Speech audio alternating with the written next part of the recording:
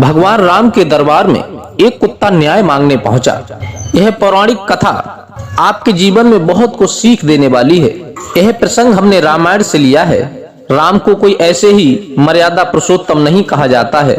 राम ने जिस धर्म और संयम के साथ में अपना राज्य चलाया, ऐसा साथ कोई भी नहीं चला सकता। हर कोई व्यक्ति चाहता है कि मैं राम की रास्ते पर चलूं, राम के बताए हुए मार्ग पर चलूं, लेकिन वो चल नहीं पाता। राम के हृदय में सभी के लिए जो प्रेम था, जो सम्मान था, साधु संतों के प्रति जो सादर सत्कार था, वो शायद अब किसी के अंदर देखने को नहीं मिलता है। तो आइए जानते हैं कि एक कुत्ते ने भगवान श्री राम के दरबार में आकर के क्या न्याय मांगा। ये पूरी जानकारी के लिए आप हमारी इस वीडियो के अंत तक जरूर बने रहें। भगवान श्री राम जो थे, वो हमेशा यही विचार करते थे कि हमारी प्रजा में कोई दुखी ना रहे और कोई भी व्यक्ति ऐसा ना हो जिसके साथ में अन्याय हो। हर व्यक्ति को न्याय मिलना चाहिए और कोई भी दुखी ना रहे। रोज की भांति भगवान श्री राम दरबार लगाते थे और जितने भी फरियादी आते थे, सभी की समस्या को सुन करके उनकी समस्या का समाधान करते थे, उन्हें न्याय देते थे। एक दिन भगवान श्री राम के लिए कहीं जरूरी काम से जाना था। जितने भी फरियादी दरबार में आए हुए थे, उन सभी का न्याय हो चुका था। तब भगवान श्री राम ने लक्ष्मण से कहा, हे लक्ष्मण, दरबार से बाहर जाकर के देखो, कहीं कोई और व्यक्ति तो न्याय के लिए नहीं रह गया है। भगवान श्री राम की आज्ञा पाकर के लक्ष्मण जो थे दरबार से बाहर गए। उन्होंने देखा कि कोई भी व्यक्ति बाहर नहीं है। तभी वो बाहर से लौट करके अंदर की तरफ चले तो उनकी नजर एक कुत्ते पर पड़ी थी। वो कुत्ता बहुत ही उदास बैठा हुआ था और उसके सर में काफी चोट लगी हुई थी, जो खून बह रहा था। तब लक्ष्मण ने पूछा, हे कुत्ते भाई, तुम इतने उदास कैसे बैठे हुए हो और तुम्हारे सर में इतनी गहरी चोट कैसे लगी हुई है? तब कुत्ता कहने लगा, हे लक्ष्मण भाई, कृपया करके आप मुझे प्रभु श्री राम से मिला दीजिए। मैं अपनी सारी समस्या उन्हीं को बताना चाहता हूँ और मेरा संदेशा प्रभु राम से कह दीजिए।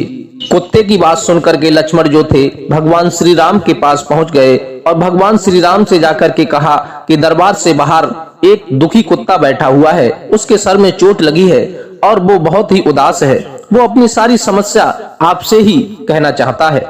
लक्ष्मण की बात सुनकर के भगवान श्री राम ने लक्ष्मण से कहा, हे लक्ष्मण, उस कुत्ते को तत्काल हमारे सामने पेश किया जाए।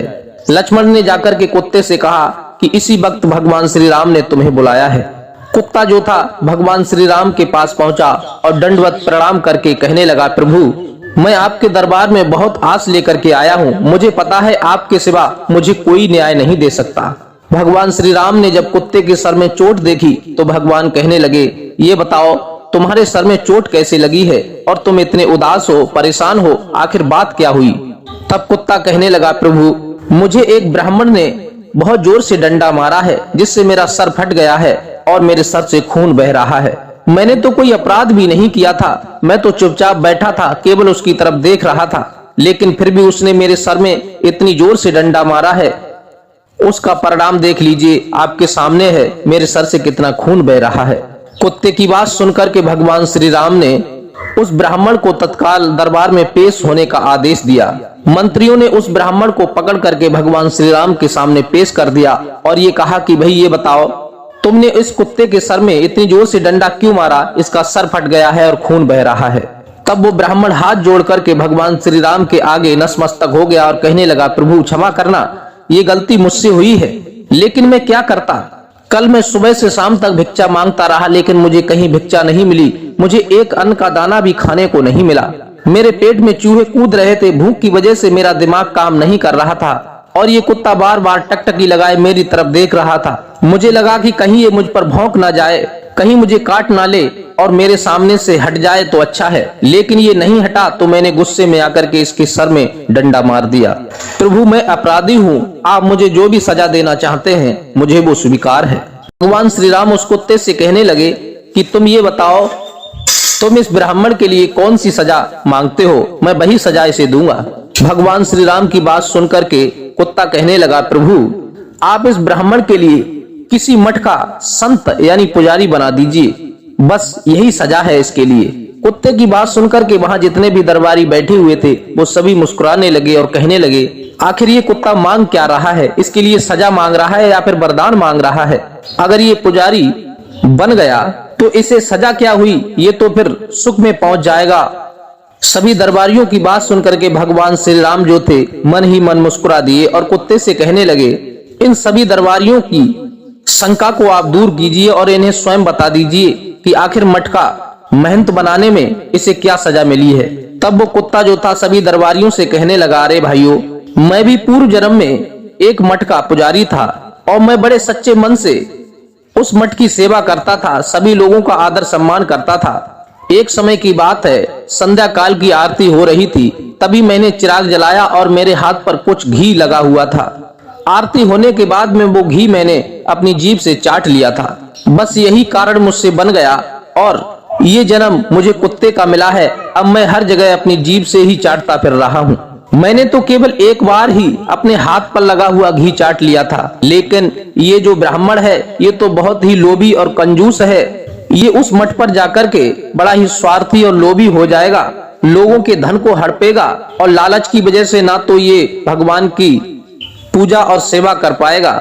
जब मैं थोड़े से पाप करने के बाद में कुत्ता बन सकता हूँ, तो ये इतना लोभी, लालची और पापी होने के बाद फिर इसकी क्या दशा होगी, ये आपने नहीं सोची होगी। कुत्ते के मुख से ये बात सुनकर के वहां के जितने भी दरबारी थे वो सभी हक्के बक्के रह गए और भगवान श्री राम ने उसी वक्त उस ब्राह्मण के लिए एक मठ का पुजारी नियुक्त करवा दिया और वो कुत्ता जो था भगवान श्री राम के लिए बार बार दंडवत प्रणाम करने के बाद में वहां से चला गया। साथियों, इस कहानी से हमें ये सीख मिलती है कि हम जो दूसरे के साथ में बुरा करते हैं उसकी सजा हमें 10 गुना बढ़कर के मिलती है। किसी जन्म में इंसान जो भी पाप करता है उसे भूल जाता है, लेकिन किसी न किसी जन्म में उसे उसका भरपाई तो करनी होती है। आप किसी की बेईमानी करोगे तो कभी ना कभी कोई आपकी भी करेगा। आप किसी की दौलत खाओगे तो कभी ना कभी आपकी भी कोई खाएगा। इसलिए सदैव अपने मन को संभाल करके रहना चाहिए और परमात्मा की दी हुई दौलत पर ही संतुष्ट मन को रखना चाहिए। नियम और संयम के साथ परमात्मा का ध्यान करते हुए अपने जीवन को बिताना चाहिए। साथियों, ये वीडियो आपको कैसी लगी, अपनी राय हमें कमेंट में दे सकते हैं। यह वीडियो देखने के लिए आप सभी का बहुत बहुत धन्यवाद। मिलते हैं इसी प्रकार की कोई नई धार्मिक ज्ञान चर्चा के साथ। तब तक आप सभी को राम राम।